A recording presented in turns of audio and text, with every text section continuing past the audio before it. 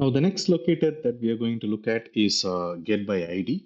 Actually, in Playwright, you don't have a separate locator called as getById, but you can always do this with the locator method. You can definitely locate it by ID, but in tacl, because this is kind of one of the most common identifier as well used, people who are coming from the Selenium background, they know this. So we have actually added a dedicated locator for get element by ID. So if we have to locate an element by ID, you go over here and select the identify by and go to the ID and actually provide the ID of the specific element. Now, what is actually an ID of an element? Let's take one example. Here, in this case, I'm actually going to W3 schools and just trying to actually figure out, for example, this run button. Now, if I actually select this run button, you can see here this button tag basically has something called as ID is equal to run button.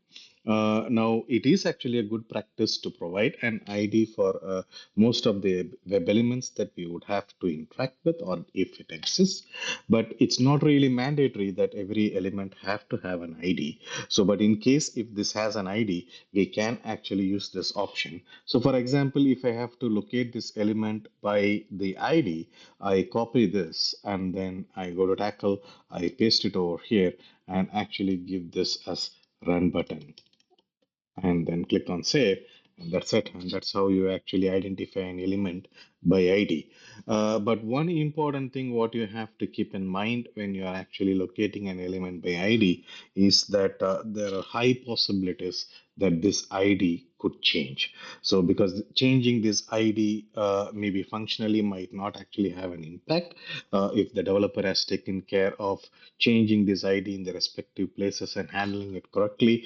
But because it is not actually to do anything with the user visibility or the interaction, this might not be actually a good option to use.